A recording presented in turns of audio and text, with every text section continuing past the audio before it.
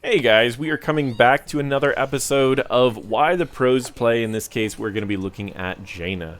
For those unfamiliar with this particular series, we are looking at professional play.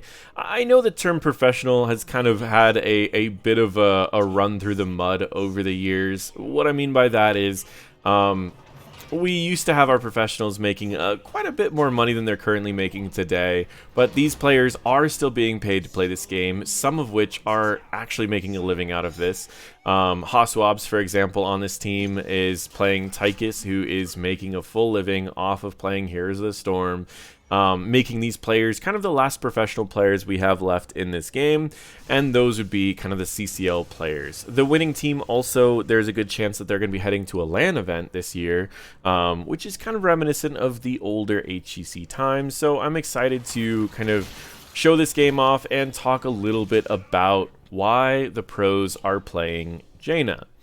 So Jaina isn't seeing a ton of play in the pro scene right now, and a lot of people have been saying that it's because she's outclassed by other mages for other reasons, but I wanted to show this particular game because I wanted to show that there are still some particular areas where Jaina's really good. Let me talk a little bit about why Jaina's been used in the past, and I'll kind of go a little bit further into why she's currently being used. So in the past, Jaina was used for primarily two reasons. The first reason is that, three reasons. One, she was the mage that had the best camp clear. The options for mages that had camp clear were a little bit limited in the past. You had some bribe options. You had KT, who didn't really have that great of camp clear until 7.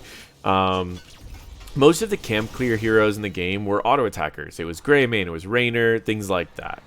So I would say that she was one of the best options for having a single hero that could do early game camp clear pretty effectively, and that was the initial reason.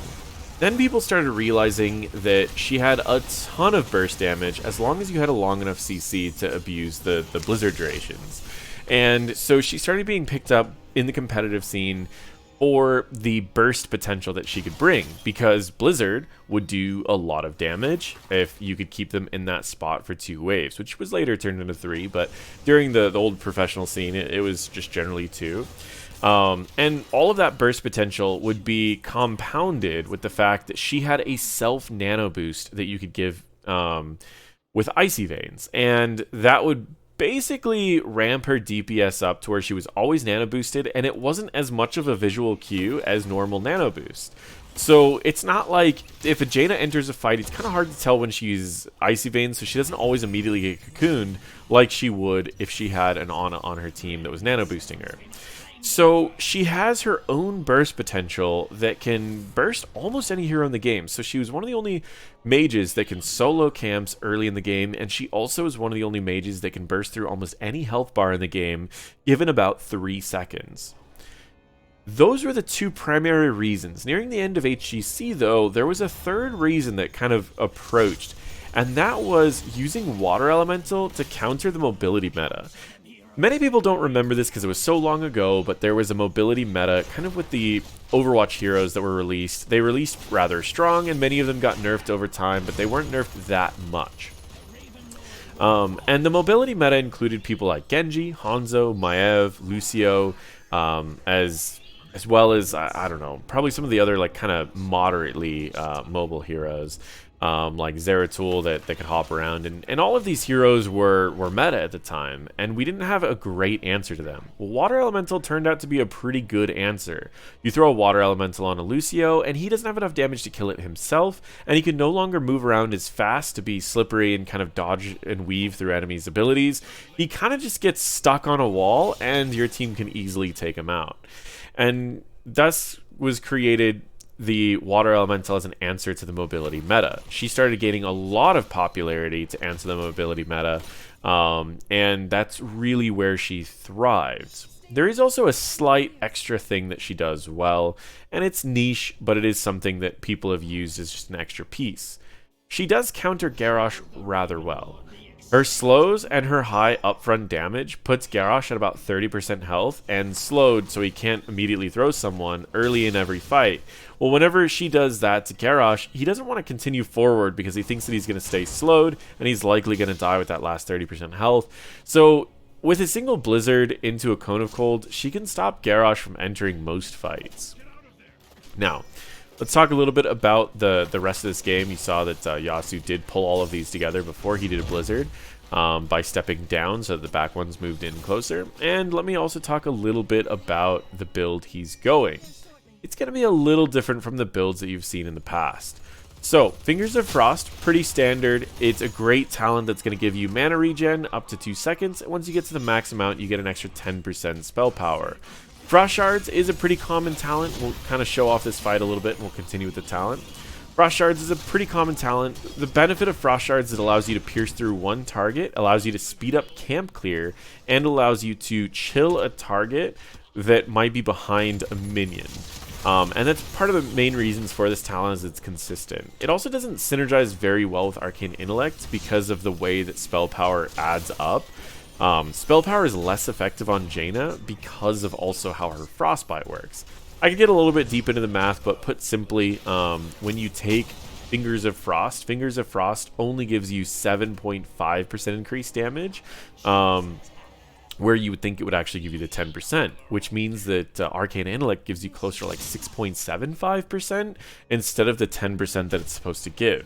So it's just naturally not as effective as it looks on paper, even though it's still pretty good. So Frost Shards is generally picked because it adds that consistency. You're more likely to chill the targets you need. We see Ice Flows. This talent is one of those that I've talked about before, where it was an underutilized talent that's been buffed enough to where it's pretty valuable. You don't get the wave clear, or sure, you don't get the camp clear aspect of Ice Lance, but you still get the same overwhelming increase of DPS that scales really well with Icy Veins. So if all you're trying to do is kill people in team fights, if they're more frontline, it's better to go Ice Flows. If they're more backline, it's better to go Ice Lance. And if you need to do the camp clear, it's better to go Ice Lance. But otherwise, they're basically the same build. It's just an adaptation depending on their team. What Ice Flows does is very similar. So Ice Lance lowers the cooldown for each chilled target that you hit by 1.5 seconds. Where Ice Flows reduces the cooldown by 2 seconds for each target hit, up to a maximum of 8 seconds per use. It's doubled against chilled heroes. So if you hit a hero that's not chilled, it's 2 seconds. If you hit a hero that's chilled, it's 4 seconds. You hit 2 chilled heroes, you shave off 8 seconds. You can never go infinite with it, but 8 seconds off a 10-second cooldown is pretty close. Not to mention the way that Icy Veins works. That last 2 seconds will be basically gone by the time you cast your your first Ice Flow, or your first Cone of Cold. It'll basically be off cooldown by your second one if you have the 2 people chilled that you're hitting them with. Level 10 he goes Ring of Frost. Ring of Frost is good. Against their team it's a little tricky. Basically, it has to follow either a taunt or a blaze stun in order for it to hit anyone. But there's not a lot of targets to hit with Water Elemental, so it's kind of the only thing that she has, because Water Elemental would get burned very quickly against a Haka, and it wouldn't really get anyone too much. Zeratul is going to be stealthed until you really need it. Hanzo is going to be a little too far away. It's just going to be killed by the time it gets there. So Ring of Frost is his only option, even though Ring of Frost is... I would say it's going to get limited value this game. That's not really the reason that they're picking Jaina. They're picking Jaina this game because they have the taunt, which you can always follow up with a ton of burst as Jaina. And also they have kind of the Blaze Engage, which you can follow up potentially with Ring. Even if you just follow it up with some burst, it's still really, really impactful. So as we're approaching the mid game, I'm going to talk a little bit about early, mid, and late game. Early game on Jaina, your goal is to macro and to follow your tank. If you have a tank like Varian, what you want to do is you want to look for kills. Once you get a kill, you want to go for a camp. You want to get camps, you want to get waves, and you want to just focus on soaking. If you're in comms with your team, you can usually follow your tank around and get kill after kill after kill, as long as it's a reliable tank to follow up. Every taunt should lead to a kill. When you start getting into playing with kind of uncoordinated teams, you're going to be focusing more on macro in the early game. You're going to be focused on wave clear, camp clear, and that's just about it for the early portions. We see this fight going on. You saw he did most of his burst damage to the target that was being taunted, and then after that, he's just kind of adjusted from there. I'll fast forward through his death. When you start reaching the mid game and you get your ult, that's when Jaina really wants to start looking at some fights. Your goal is to save most of your abilities until you see the enemy get hit by a CC of your team. If your team doesn't have a lot of CC, then you're probably just going to want to go with Water Elemental, so that you can at least slow them enough to where you can throw your abilities out at someone. And you just try to kill the front line in that case. If you do have a team that's getting some reliable CC, then you're going to be trying to hit whatever your team's CCing, regardless of where they are. You're going to follow around your tank and follow that. But otherwise, you're going to be playing an in and out play style. So if your tank's not CCing properly, or you're just not really sure, you play in and out. You go in when you have abilities, you throw abilities. You get out when you don't have abilities. Part of the reason why I'm not a huge fan of the Ice Fury wand is because it forces you to stay in the fight longer than most Jainas want to stay in the fight. And again, if you hold your abilities until your team has something, you can generally lead to a kill every time that your tank lands a stun. So it's best to hold your abilities. You can see him throwing a couple Qs out just to see if there's anything that he can get. But otherwise, he usually saves his W until the enemies are, or until his team's ready to go in. So he'll sometimes use a W on a wave, but that's usually communicated with his team. And if you're outside of communication, you might need to use it more often, just because it's guaranteed value on wiping a wave. And Jaina's also really good at wave clear because one W wipes a wave, I think as early as like level 3. It's like one auto attack off from wiping a wave, like one auto attack per minion wiping a wave early game. But I think like level 3, it just wipes a wave. Level 16, let me talk a little bit about the next couple talents. We've already talked about why Icy Veins is picked. It's basically Nano Boost. Basically on Jaina, you get an ultimate at level 10 and you get an ultimate on level 13. And that's why it's so hard to pick anything else. If you do have Nano Boost, I think that there's an argument for taking Ice Barrier. And I think there's also a couple arguments for Stormfront, but I'm not sure the best scenarios yet. Icy Veins is giving yourself Nano Boost. So it's the only thing you lose out on is the damage bonus, but you actually get better cooldown reduction on Icy Veins. You also don't get the mana from getting Nano Boosted, but the mana reduction of Icy Veins is better. So in some scenarios, Icy Veins is just a better Nano Boost. It's also lower cooldown. So I would say in a lot of scenarios, Icy Veins is a better Nano Boost.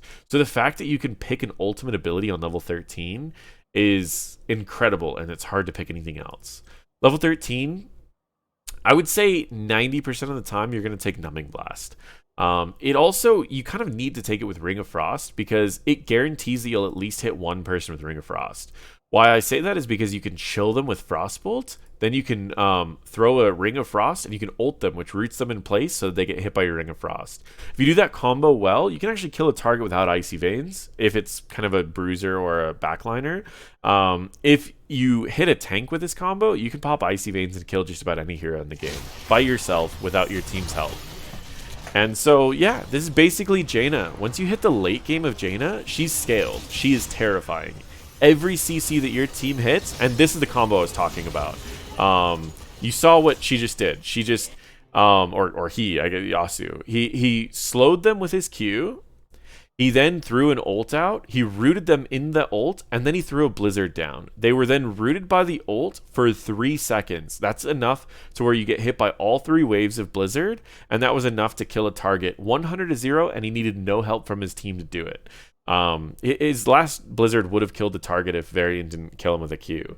So that is the potential of late game Jaina in good hands. Jaina was actually one of the heroes that I took the time to master every combo. I actually spent a ton of time in try mode and on Smurf accounts playing only Jaina and getting every combo down. I went back to my main account in my journey to Grandmasters, and I ended up having a 72% win rate with Jaina all the way up to Grandmasters, purely because she has so much potential to carry on her own.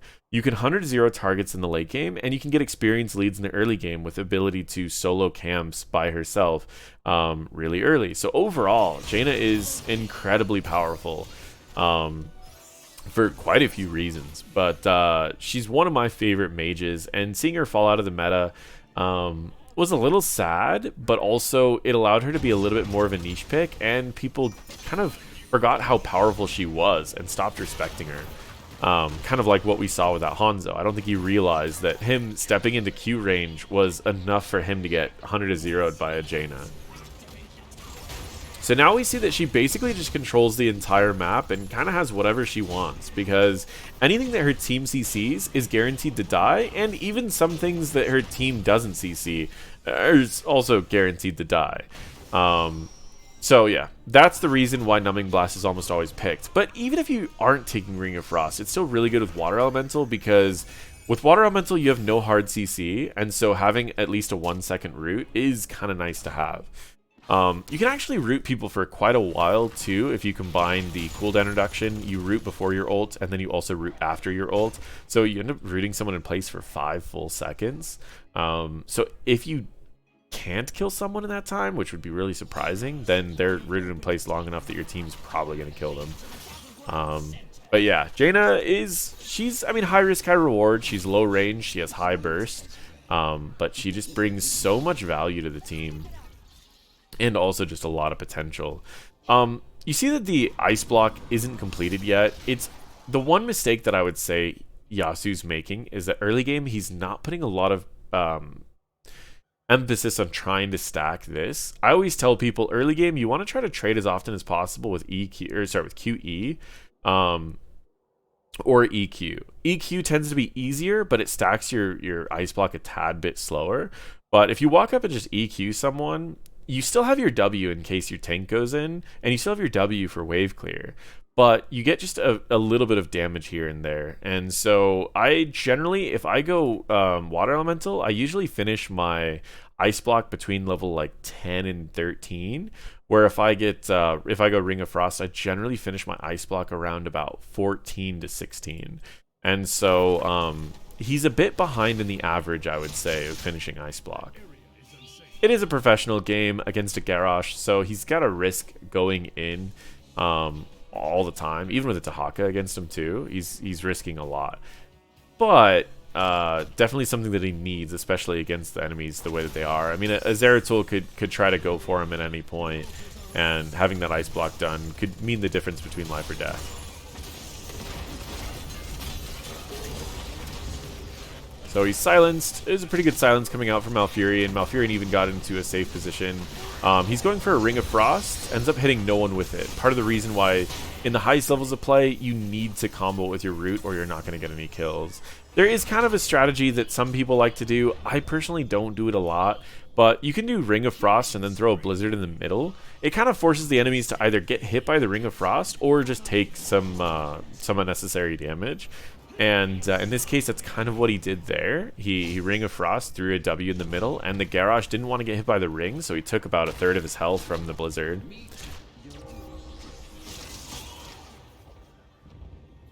Right here, we see that they're still controlling the map.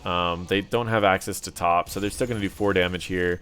The next boss won't be available for 2.5 minutes, so their goal is to see if they can escort in a little bit, potentially lead to an extra kill, and close out this game. Again, with Jaina, camps you can clear camps extraordinarily fast, and you can also wipe the wave, preventing the enemies from dealing with this pretty easily if you need to. We also have Tychus, so you can just throw a grenade and wipe the wave. So all in all, this is a fast comp for pushing in these. He will have Ring back up, and he can go for that. Now, if they're going to finish this game right here, I do want to talk a little bit about the level 20 talents. Kind of explain the talents that I recommend and what you'll often see in the professional play. So right here, you see he's just popping Icy Veins and just nuking. He missed his Ring of Frost, and he also missed the other thing as well, his Blizzard. But then he just popped Icy Veins and just threw stuff out until everything died, and he still landed 3 kills, almost a 4th, if that wasn't escorted in. And if that was escorted in, if that wasn't escorted in, and let's say it was killed by Hanzo here, they would have 4 dead because of Jaina, and they could literally just take mid, top, and then they would be fighting the enemies over this one. And they would have control over boss if they wanted, and they would have control over the next objective. Like, there was no way they were losing this game. And this is basically all because of Jaina. Early game, she gave them macro advantage, and late game, she just turned every CC into a kill, period. So let's talk a little bit about Jaina's level 20 talents. So she has a few options. She has one option that says that her trait stacks better. That's usually considered a bit of a meme talent. It's not picked very often, and it really only stacks the slow, not necessarily the damage boost of it. It's not that valuable. It could probably be an earlier talent, honestly. Then the next options are upgrading her ults. The ult for Ring of Frost used to be considered a meme because all it did was made it to where your Ring of Frost would have a middle section that would then proc again. So your outer ring would proc, and then the middle ring would proc after the outer ring's route ended. It was considered a meme because if people checked to see if Jaina got this talent, it would never do anything. They added a piece to it, and the piece says that every person that you hit with Ring of Frost shaves 10 seconds off of the cooldown. When they did that, I started taking that upgrade a lot more because it made it to where you generally hit one, maybe two people with Ring of Frosts. Even if you just hit one, it would bring it down to a 60-second cooldown, which is around that range of using it every single fight. And if it dropped it down to 50, it was usually at the point where you could use it to get a couple picks here and there. Especially if you're playing on your own without a lot of communication, having a lower cooldown on your ult that you're using in a combo to basically 100 to 0 someone means that you get to use that to wipe someone. They have a 60-second death timer, and you have a 60-second ult. So the enemies can't fight because they're down someone, and when they have someone back, you got your ult back. The other options upgrades your water elemental. That one you almost always take. It's a really powerful upgrade, makes it where your water elemental mimics your abilities, and it increases your siege potential significantly and your team fighting potential quite a bit. The last talent that I haven't talked about yet is Ice Blink. The reason that I don't like Ice Blink, but it is usually picked in the professional scene, is that it moves you very, I would say, a very minuscule amount of or distance. So, for example, Bolt of the Storm on ETC would move you from about here to about here, which was, for ETC, is really valuable because if you tried to slide onto Hanzo, you wouldn't be able to get him here. But if you bolted and then slid, you could hit Hanzo from really far away. Diablo's Bolt is kind of in the same boat. It goes about that far, and then you can charge him, flip, and push him back in if you're fast enough. Jaina's is probably about here, and I'm not even kidding. It's about the size of her radius, maybe diameter of the little circle here. It's about that far. It then chills people around you. So the professional scene likes to use it so that they can get closer, chill a target, and then they can do their ult combo. But I'm going to tell you, I've watched a lot of professional games, and in almost every scenario that they do that, they could do Q and it would work better. And I know you would say, but now they get to save their Q for potentially something else. Except that in almost every replay that I've watched, that Q would never be needed elsewhere. But I also want to add another piece to it. Out of every replay that I've watched, that talent's actually gotten people killed in a few times that they've used it, where they got the chill off slightly, and they were put in a worse position than if they would have just used a Q to begin with. So, where you will see professionals take Ice Blink, I think the professionals can get away with it, but for the average player, just upgrade your ult. No matter what ult you go, just upgrade your ult. That's my rant for the day, and hopefully it'll make you guys win just a couple more games and not be in a bad position. You could say, well, Ice Blink's great for teleporting away from a diver. Yes, depending on the diver. Most divers that are going to dive on you are diving on you, and they'll usually have another way to get a little bit closer. Ice Blink is rare that's going to make the difference. I would say against Greymaine's the best example. Greymaine's going to jump at you, and you won't have a jump anymore without using Go for the Throat. So you could Ice Blink to get away, forcing him to use Go for the Throat, and you can Ice Block the Go for the Throat because it's pretty predictable when he's going to use it. That's, I would say, one of the few examples that it can actually get you away, because otherwise moving you this far against most divers isn't going to do anything. Genji's going to have extra movement speed. Zeratil's going to have extra movement speed. Kerrigan's gonna have you slowed or pulling you in where the Ice Blink might work, but you're usually gonna be CC'd up until the point that it doesn't matter. She'll also have an extra Q to get to you. Overall, most people have an answer for that short of a distance, and it's short enough you can't get over most objects. So Ice Blink is pretty bad. I'll get over my rent of Ice Blink. If it's something that you really enjoy, you can still use it. If it's something that's working for you, still use it. Don't ever let me stop you, because it is a talent the pros are using a lot. I just remember when I was doing analysis for HGC, it was a talent that I fought against a lot because of how little it usually did. And in the few times that it did make a difference, was outshined by the few times that it actually held them back. Especially since we just saw in a situation where he ulted and the Garrosh stayed in the middle, you would force people to move in places that they didn't want to move by taking the other ult upgrade. Either way, that is Jaina, probably one of the most impactful mages in the right hands, but can also struggle with the low range and high skill requirements for making her work well. A lot of what Jaina needs to know is timing in and out, and I'm not meaning the food place. You go in with abilities, get out when you don't. And also, you need to be confident in your abilities. If you are not confident, you wouldn't get half the kills that Yasu got this game. And so you need to limit test to gain that confidence to know what you can and you can't do. Thank you guys so much for watching, and feel free to check out my other videos.